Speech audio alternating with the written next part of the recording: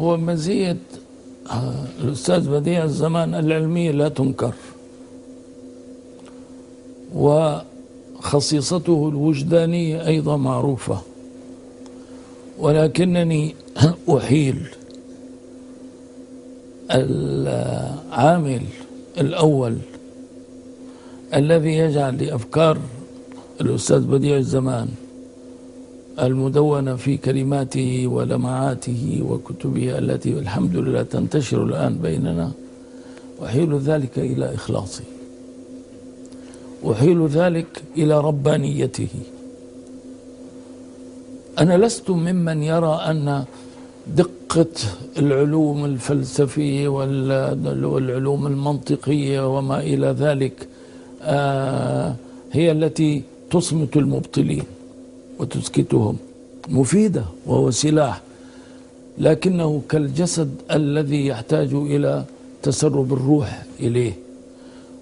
الروح الذي تسربت إلى أفكار بديع الزمان العلمية العميقة هي ربانيته، هي أوراده التي يكثر منها، هي لياليه التي يناجي فيها الله عز وجل، هي عبوديته، لا أقول عبادته، عبوديته لله سبحانه وتعالى. هذا مهم جدا، وهذا ما أكاد أقول أننا فقدناه في حياة كثير لا أقول كثير من الدعاة إلى الله سبحانه وتعالى. يعني عندما تقرأ صفحة من كلام بديع الزمان تجد نفسك تنجذب إلى هذا الكلام. لماذا؟ أقول بصراحة الناحية العلمية موجودة عندنا. الإمام يعني كتب الشريعة الإسلامية تملأ المكتبات، والمفكرون، أنا لا أحب كلمة المفكرين لكن أستعمل الكلمة التي يستعملونها، المفكرون الإسلاميون كثر، لا تجد يعني لذة في السمع لكلامهم، لكنك تنظر فتجد أن كلام بديع الزمان يخترق الآذان إلى القلوب إلى الوجدان. السبب أن هذا الكلام معجون بكثير من البكاء، معجون بكثير من المناجات للخالق سبحانه وتعالى. لم يخرج هذا الكلام من فكر يعني يخطط ويرسم العبارات الرنانة المؤثرة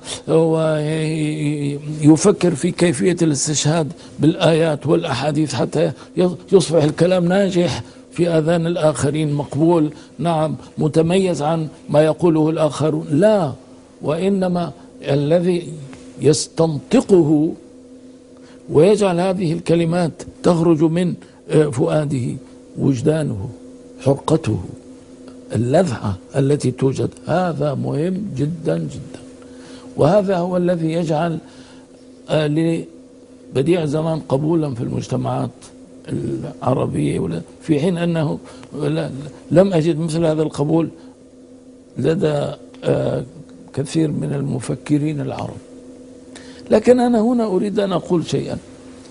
كنت أتمنى أن يكون هنالك يعني الاهتمام الأول بنشر مرافعات الأستاذ بديع الزمان، يعني مثلا محاكمة أفيون، كتاب خاص كله عن محاكمة أفيون.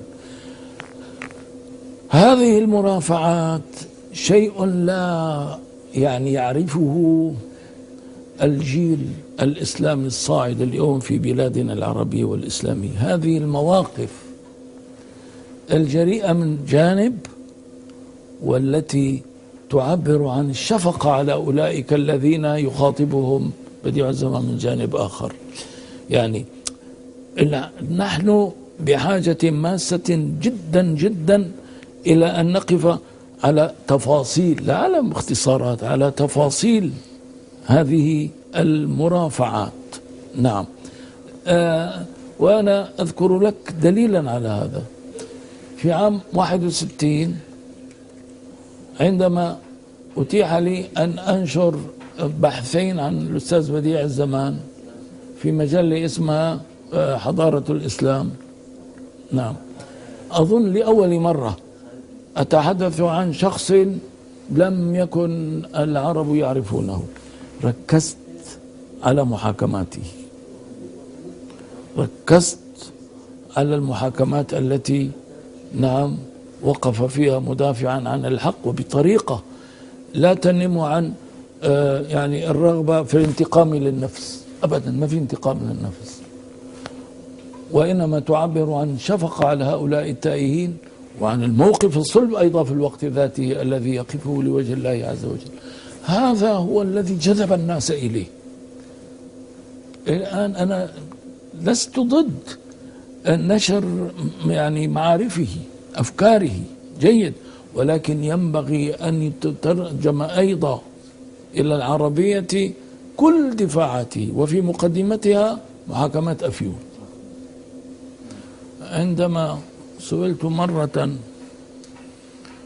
عن والدي هل له من كتب ألفها، قلت يكفي أنني من ثمرات تأليفه. نعم، أهم من تأليفه نعم هذا النهج الرباني الذي سلكه، هذه العبادة، هذه العبودية، هذا القلب المفعم بمخافة الله، بتعظيم الله، بمحبة الله عز وجل، هو ينبوع الأمور كلها. نعم، فأنا ثمرة من ثمرات ربانيته عمله. نعم، وهذا كلام سليم. لكن فما بالك ببديع الزمن الذي يعني جمع بين أمرين اثنين، هذا الذي تقول وهذه الرسائل التي نعم الآن انتشرت في بلادنا العربية والإسلامية. لكنني أعود فأقول رسائله هذه لم تكن لتفيد شيئا، بل يمكن أن أقول كانت صفر على اليسار، فيما لو فرغت هذه الكلمات وهذه الرسائل من هذه المزية التي كان يتمتع بها بديع الزمان. أنا أعلم الكثير عن نعم مناقبه، متعبدا متبتلا ذاكرا، نعم أوراده الكثيرة التي كان يرددها. هذا هو الشيء الذي نعم كون السر الذي يصل ما بين لسانه وبين أفئدة الآخرين.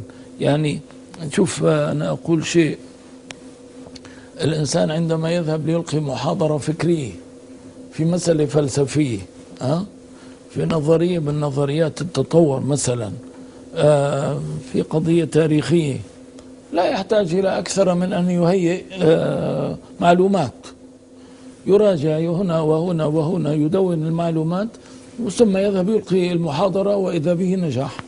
لكن عندما أدعى لألقي محاضرة في بيان حقائق الإسلام وفي مخاطبة الفطرة الإسلامية والعمل على إيقاظها للتوجه إلى الإسلام ولتكريه الأمور الأخلاقية والسلوكية التي لا ترضي الله، هنا لا يكفي أن يعني أجمع كل القدرات الفكرية والعلمية والآيات والأحاديث النهائية، كل هذا لا يفيدني. ينبغي أن أستعد لهذا بقدر كبير من تلاوة القرآن، بقدر كبير من التبتل والتضرع إلى الله، بساعات طويلة من ليالي التهجد والإقبال على الله عز وجل. نعم، هذا هو الإعداد الذي يفيد. نعم، فأنا عندما أدعى إلى محاضرة من هذا القبيل لا يفيدني إلا هذا. فإذا كان الإنسان دأبه دائما دائما دائما هذا شأنه، لا، إذا قال كلمتين يتأثر الإنسان بكلمتين بس، يقرأ كلمتين تجد أن القلوب كلها انجذبت إليه.